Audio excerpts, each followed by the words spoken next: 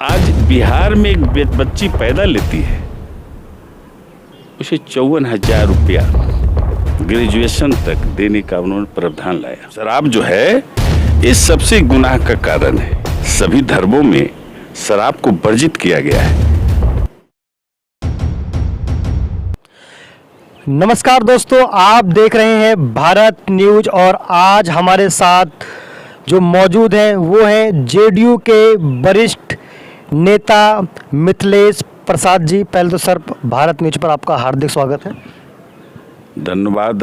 Bharat news का मैं धन्यवाद करूंगा कि आप जो है समय समय पर मुझे कुछ बुला लिए करते हैं, बड़ा ही सौभाग्य की बात है।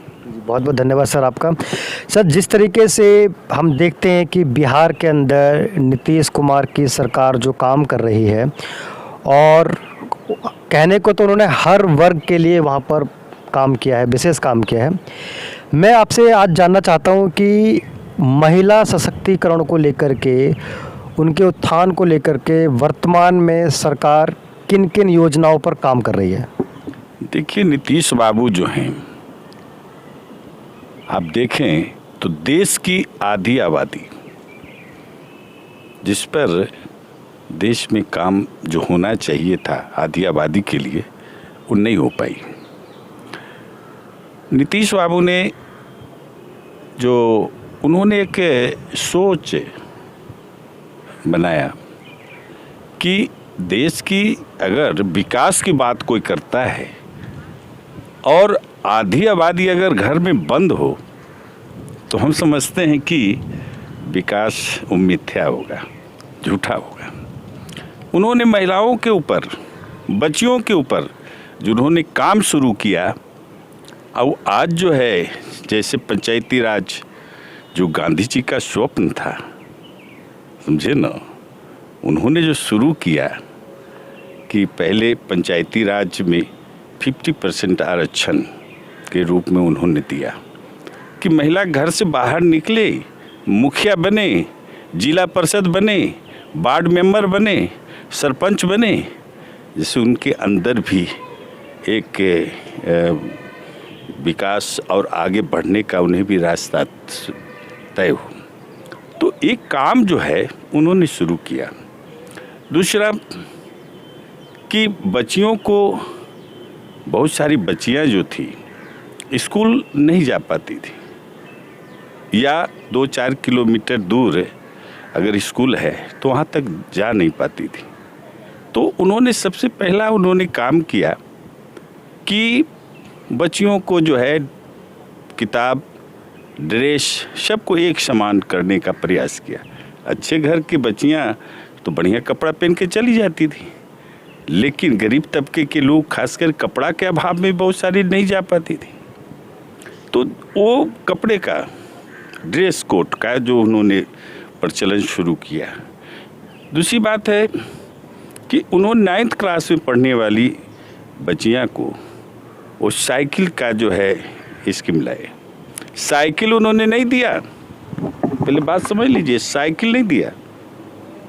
साइकिल के लिए वो पैसा दिए, क्या कि साइकिल में बिचौलिया लोग कुछ न कुछ मार लेते हैं, कहीं कि नहीं सब पैसा दिया जाए, और वो पैसा दिए। दूसरी बात कि जैसे ही उन्होंने यह कार्य शुरू किया, लोगों के अंदर उत्साह जागी, और आज के डेट में अगर देखा जाए तो बच्चों से ज़्यादा स्कूल में बच्चियां की संख्या हो गई है। दूसरी बात और समझने की बात है, उन्होंने जो सोचा कि अगर बेटी पढ़ती है तो उसका एक परिवार पढ़ता है। तो उन्होंने आज बिहार में एक बच्ची पैदा लेती है, उसे 54,000 रुपया ग्रेजुएशन तक देने का उन्होंने प्रावधान लाया। आज जो है जन्मते ही 2000, टीकाकरण 2000, स्कूल में एडमिशन 2000 और किताब और ड्रेस साथ में प्रोवाइड करने का उन्होंने स्कीम लाया। आज के डेट में अगर देखा जाए तो जनसंख्या नियंत्रण पर भी उसका बड़ा प्रभाव पड़ रहा है। बीए पास लड़की, समझे ना, उसका बच्चा 2 और मैट्रिक पास का लड़की का बच्चा 2 या 3।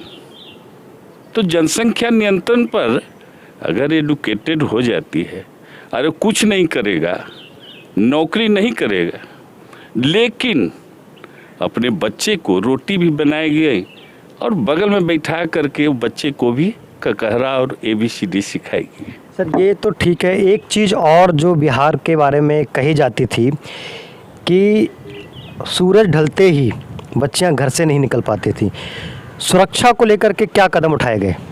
देखिए, सुरक्षा के मामले में इन्होंने बड़ा ही ठोस कदम उठाया।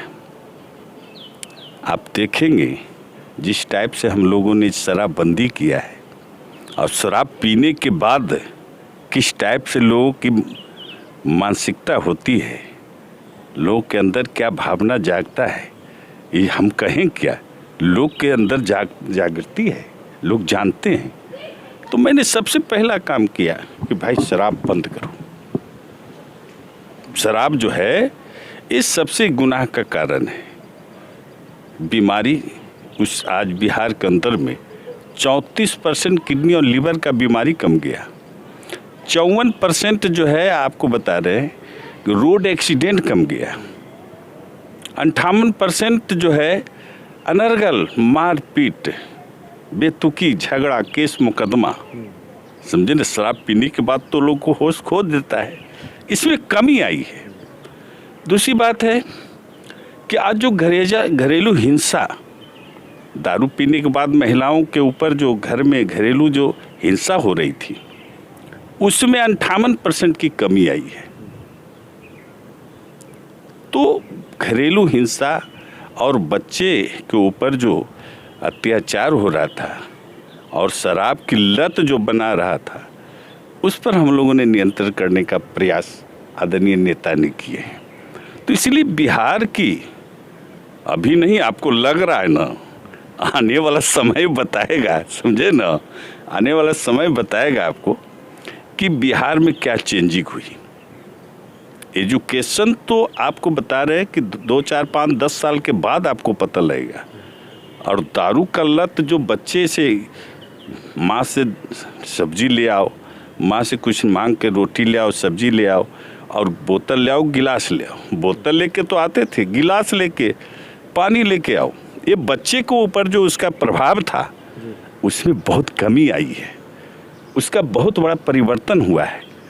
ये बहुत ही सराहनीय और बहुत ही ठोस कदम नीतीश बाबू ने उठाया, जो कि शराबबंदी को लेकर के था, और इसकी प्रशंसा जो है सिर्फ बिहार में ही नहीं पूरे हिंदुस्तान में लोगों ने की। क्योंकि एक नशा एक ऐसी चीज़ है जो कि आपको ही ख़त्म नहीं करता, आपके परिवार को भी ख़त्म कर देता है।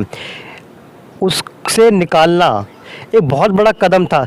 एक सरकार के नाते, एक पॉलिटिशियन के नाते कितना कठिन ये कदम रहा होगा?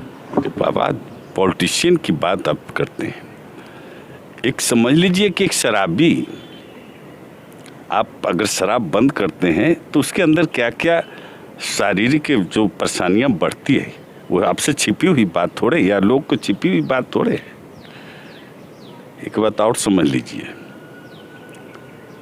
कि जिस टाइप से उन्होंने संकल्पित होकर के आज शराब के ऊपर, सभी धर्मों में शराब वर्जित किया गया है, सभी धर्मों में शराब को वर्जित किया गया है।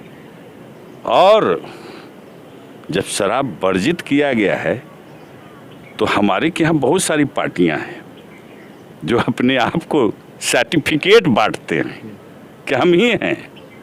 उनको ही समझ में नहीं आता है, चाहे इस्लाम धर्म हो, सनातन धर्म हो, या जो भी धर्म, क्रिश्चियन धर्म हो, जो भी धर्म है, सभी धर्मों में शराब वर्जित की गई है।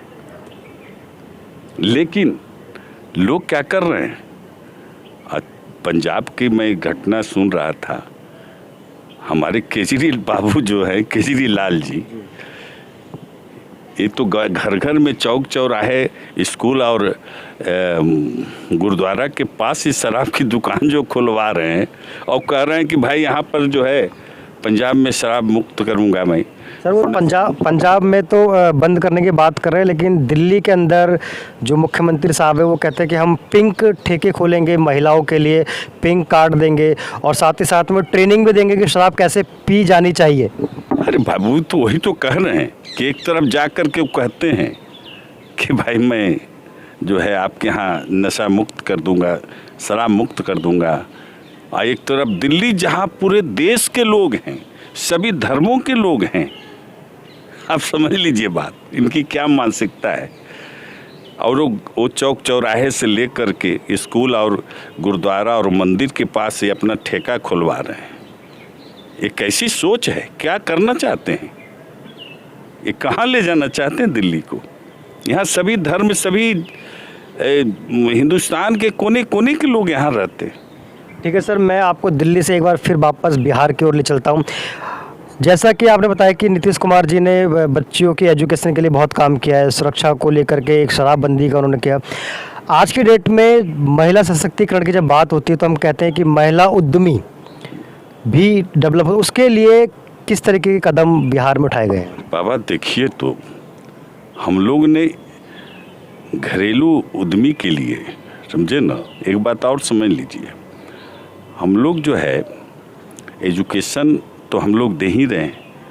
अब हम लोग जो है 10 लाख रुपया महिलाओं की सशक्ति और घरेलू उद्योग के लिए, 5 लाख सब्सिडी और 5 लाख रुपया जो है उनको जब कंपनी चालू हो जाएगी तब उन्हें जमा करना है, समझे ना। तो हम लोग जो है आज बिहार में घर घर में उद्योग की स्थापना के लिए हम लोग एक स्वप्न देखे हैं और हमारे नेता देखे हैं। जिस टाइप से रोड, बिजली का जिस टाइप से हम लोगों ने जाल बिछाया है, तो जहाँ पावर मिल गया तो निश्चित है कि घर घर में उद्योग लगेगा।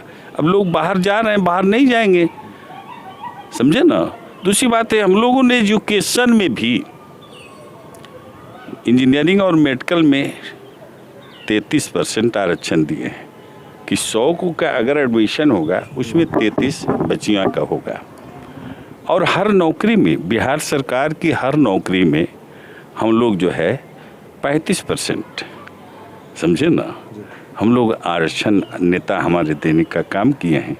तो इसलिए अब इन बातों को जो है जैसे भी हो सशक्तिकरण के लिए हम लोगों ने अथक प्रयास किया है और उस प्रयास में वो झलकता है, अब झलकने लगा है, दिखता है कि हमने शराबबंदी से लेके सारा काम जो हम लोगों ने किया है, शराब से भी सबसे ज़्यादा महिलाएं पीड़ित थी, समझे ना। जिसका बेटा शराब पीता हो, जिसका पति शराब पीता हो, जिसका भाई शराब पीता हो, उस घर में जा कर के पूछ करके देखिए वो कितना पीड़ित होती है। आज जो है, आज उसकी गिरावट 75% लगभग अब पहुंच चुका है, पहुंचने वाला है, अब सोच लीजिए। तो इसलिए आदरणीय नेता एजुकेशन प्लस हम लोग उसे आगे बढ़ाने के लिए, उसे बाहर अपना जो है आगे उद्यम उद्योग से लेकर के हर चीज़ पर हम लोगों ने काम शुरू किया है। खास करके आधी आबादी महिलाओं के ऊपर, बच्चों के ऊपर भी हम लोगों ने जिस टाइप से एम्प्लॉयमेंट देने का प्रयास कर रहे हैं, तो संसाधन के अनुसार हम लोगों ने अथक परिश्रम कर रहे हैं। बस ये कहूँगा। बहुत बहुत धन्यवाद दोस्तों। ये थे जेडीयू के वरिष्ठ नेता मिथिलेश प्रसाद जी, जो कि बता रहे थे कि बिहार के अंदर एजुकेशन के सेक्टर में हो, चाहे वो उद्योगों के सेक्टर में हो, चाहे वो पॉलिटिक्स के सेक्टर में हो, आज महिलाएं नीतीश कुमार जी की सरकार में बढ़ चढ़कर हिस्सा ले रही हैं और बिहार की उन्नति में अपना योगदान दे रही हैं। दोस्तों, आप देख रहे थे भारत न्यूज़, मैं हूं आपका दोस्त KL राठौर। देखते रहिए, जुड़े रहिए भारत न्यूज़। धन्यवाद।